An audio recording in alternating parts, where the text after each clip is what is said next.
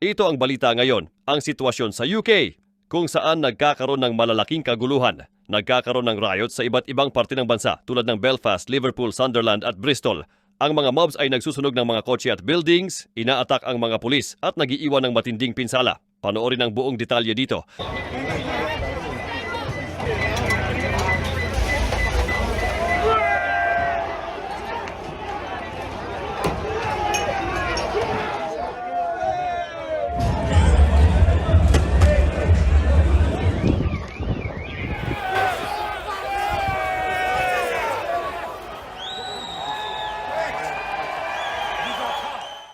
Ang bagong Prime Minister ng UK, si Keir Starmer, ay may malaking krisis na hinaharap.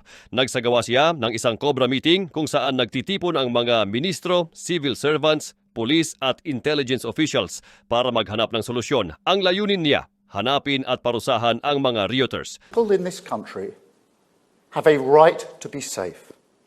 And yet, we've seen Muslim communities targeted, attacks on mosques, other minority communities singled out, Nazi salutes in the street, attacks on the police, wanton violence alongside racist rhetoric.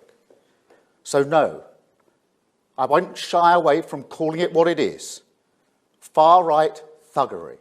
If you target people because of the colour of their skin or their faith, then that is far-right, and I'm prepared to say so. Sabi ni Tama, ang mga tao sa bansang ito ay may karapatang maging ligtas. Ngunit nakikita natin ang mga Muslim communities na tinatarget, mga attack sa moske at mga Nazi salutes kodo sa kalye.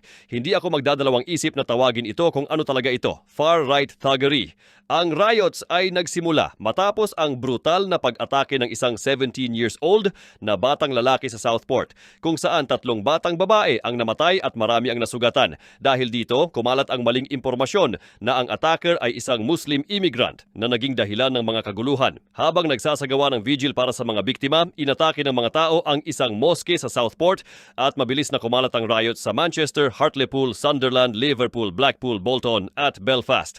Kahapon, nakita natin ang mobs na inaatak ang 2 Holiday Inn Express hotels na ginagamit para sa mga asylum seekers.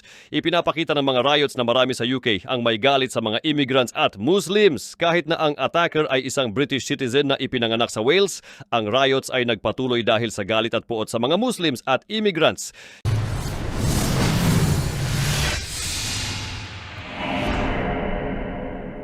Sa ibang balita naman, mag-focus tayo sa Iran na ngayon ay nasa ilalim ng matinding pansin mula sa buong mundo. Sinasabi ng US na posibleng may atake mula sa Iran sa mga susunod na araw. Nagpadala ng babala ang US Secretary of State Antony Blinken sa G7 nations na mag-apply ng diplomatic pressure sa Iran para mabawasan ang retaliation. Noong nakaraang linggo, ang chief ng Hamas na si Ismail Haniyeh ay pinatay sa Tehran, ilang oras pagkatapos ng inaugurasyon ng bagong president ng Iran, si Masoud Pezeshkian. Ito ay isang malalim na insulto sa Iranian regime at sinisi nila ang Israel. Bagaman hindi pa tinatanggap o tinatanggihan ng Israel ang akusasyon, hindi ito nakakaapekto sa plano ng Iran na hindi magpatawad. Israel targeted the revolutionary leader of a freedom-fighting movement who was after the right to his people's destiny and his occupied lands in another country.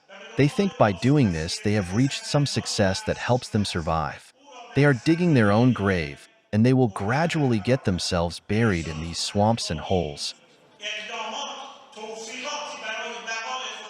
Nagbigay ng banta si General Hossein Salami, ang head ng Iran's Revolutionary Guard. Sinasabi niyang ang Israel at ang mga allies nito ay nagkakaroon ng pagkakamali at tinatangkang sirain ang seguridad ng Iran. Kung may atake, maaaring kasama ang mga proxy groups ng Iran tulad ng Hamas at Hezbollah. Ngunit sinasabi rin ng Iran na hindi nito nais na palalain ang tensyon sa rehiyon.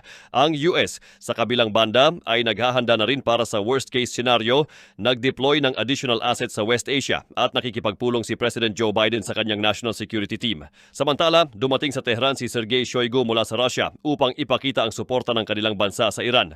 Ang lahat ng ito ay nagpapakita ng mataas na stakes sa kasalukuyang sitwasyon. Ano sa tingin mo? Magkakaroon ba ng all-out war o magkakaroon tayo ng diplomatic resolution? Comment below at pag-usapan natin.